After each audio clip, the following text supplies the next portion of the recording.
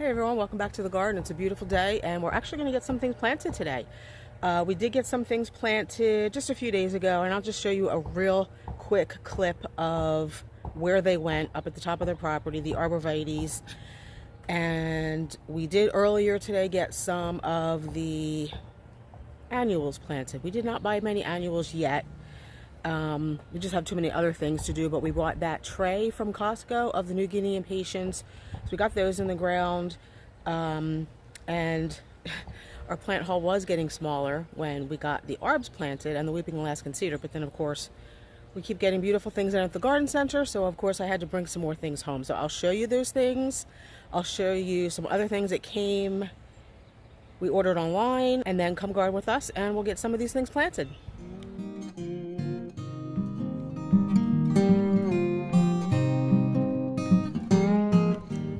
So I think you can see our plant haul's gotten a little bit smaller because we did get the weeping Alaskan cedar and our 3 green giant arborvitaes planted at the top of the property.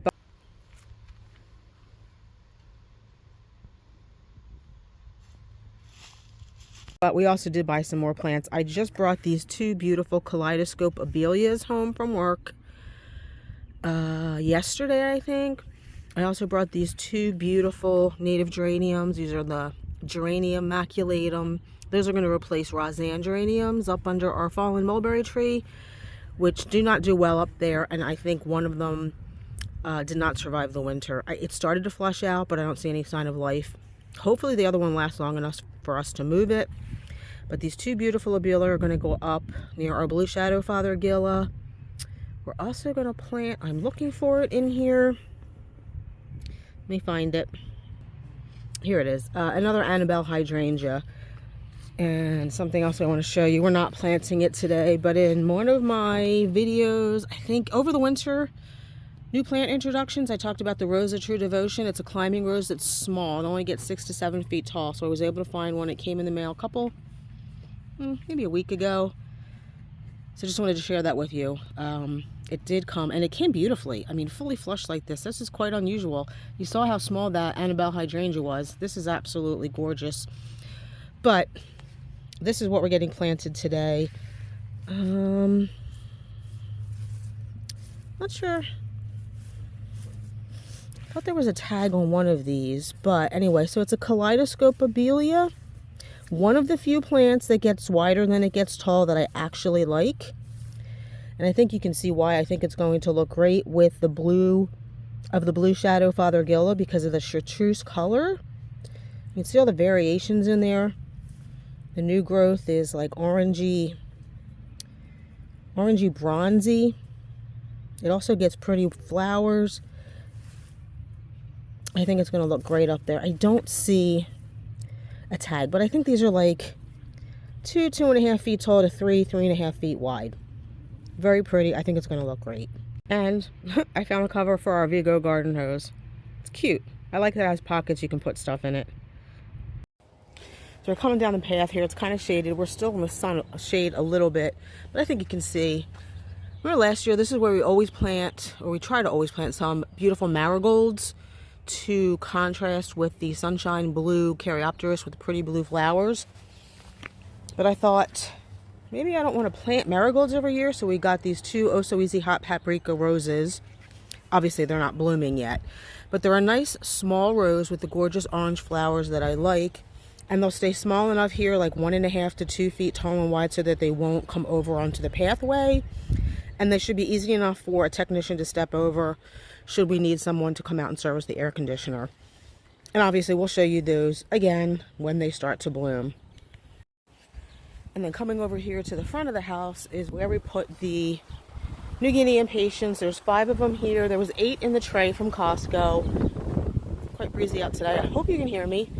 So we put 3 over here too. And then we did get some of our caladiums planted. They're obviously you're not going to see them. They're just tubers that went into the ground now that it's warming up. Kind of forming a river, starting here, running in front of the New Guinea impatiens, and then some more back behind our sewage pump grinder. And then I'll take you through the gate and show you. Oh my goodness, look at the massive hosta. Holy moly, this was not that big yesterday. Anyway, focus. So we did get a couple more kind of in front of this Hino Crimson Azalea, which is in full glorious bloom now. So the caladiums that we planted in front of the New Guinea impatiens are the ones that we bought last year from Costco. They're the Longfield Gardens caladiums. We got 2 bags, 10 per bag. So we got 10 planted. We still have a bag of 10. Not sure what we're going to do with those yet. They did not start to show any growth yet. So I had all of these caladiums, canna lilies, and dahlias in the basement. The caladiums, the cannas, and the some of the dahlias started to push growth, even in the dark with no water over the winter. Unbelievable. So some of the caladiums, the ones we got planted here next to the azalea, were from work. I bought 2 little quart-sized container caladiums home last year and planted them in the garden. And we probably, like, they multiplied while they were in the ground last year. So we probably got 5 to 10 out of each of those, which we still did not get all of those planted. Those were the ones that started to push growth, not the Longfield Gardens. I think the Longfield Gardens are still okay. I hope we start to see some growth coming up in a few weeks of the ones that we got planted. But I was just amazed at that when I pulled everything out of the cardboard boxes and bags that were in the dark in the basement, I actually started to see new growth. I thought that was really amazing. So this is where the Abelia are going to go. We have the 2 of them here, and you can see in the back there the blue shadow fothergilla. Still blooming. It's probably getting a little bit past bloom, starting to put its leaves on. So it won't start to look blue until a little bit later in the season. As you can see now, the leaves are still pretty green, but it's called blue shadow fothergilla because the leaves are blue. That's why I think these 2 Abelia are going to look so good up here against it. And they are, I looked up the stats, 2.5 feet to 3 feet tall, 3.5 to 4.5 wide. So, and the blue shadow fothergilla is like 4 to 6 feet tall and wide. So since the blue shadow is a little bit above the slope wise anyway, the Abelia, they're not really going to block it. The Abelia are not going to block the sight of the blue shadow once that grows up. We are also going to bring up the 2, I have 2 new gray owl junipers. Those are going to go up here as well. And hopefully you can see, I'll get a little bit closer. Unfortunately, I think we're going to lose this male holly, it's really unfortunate. It's completely defoliated up top after this winter, and what is left is all brown and crispy. It's not easy to find male Ilex opaca. I'm going to reach out to the person who planted this for us to see if he can recommend where I can get one. This is probably over 6 feet tall.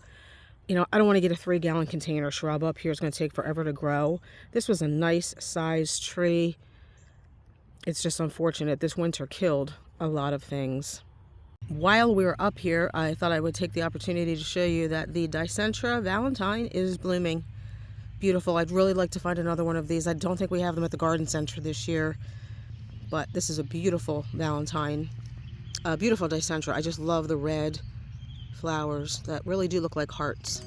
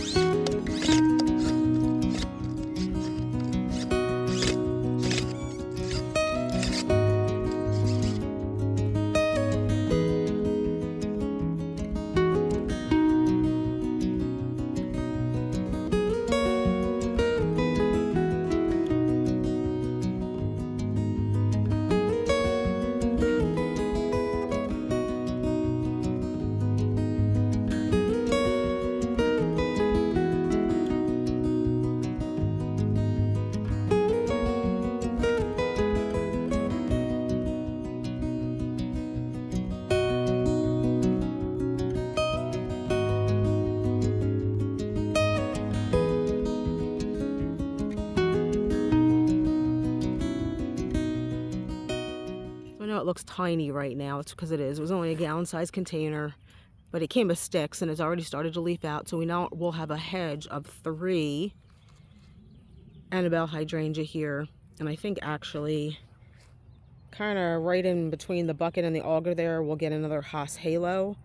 That way we'll have 3 of those over on this side. So kind of across the middle of this bed, we'll have 3 Haas halo hydrangeas, and then we'll have the 3 Annabelle over here. Okay, next, I'm not sure what we're going to do next. Either the gray owls, which are going to go up front here, or the Abelia, but stay tuned. So as is our luck, we couldn't go where you see the disturbed mulch because there are 2 really big black walnut roots. Oh, and by the way, I bought these because they are black walnut tolerant. But we just might not be able to go exactly where I wanted originally.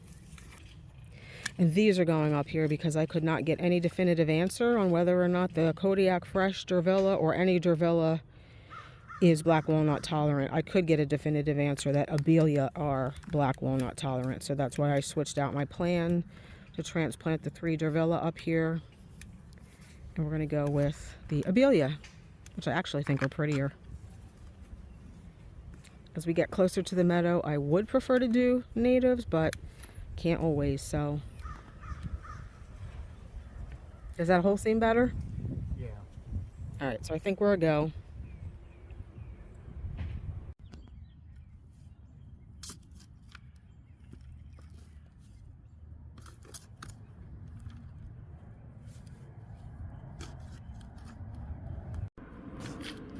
Don't put it on for them to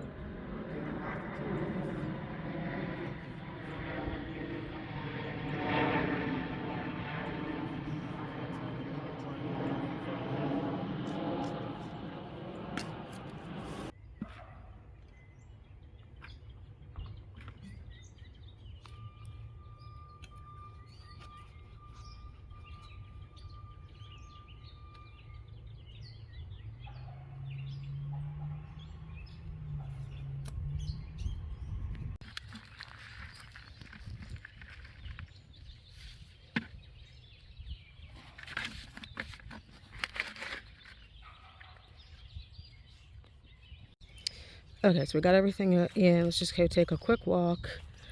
See the 2 junipers. That one is covered with a cloche. They will need to be protected. I'm not sure what destroyed our other one, deer or rabbits. Spraying it did not seem to make a difference, so we'll protect these with cloches. And then we have the 2 Abelias, which I absolutely love. I think I need to cover my property in these.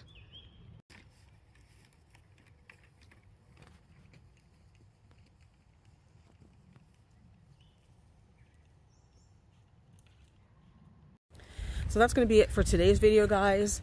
Thanks for coming along with us as we get some more of our plant haul planted. I hope you enjoyed. Hopefully we'll see you in the next one. Bye.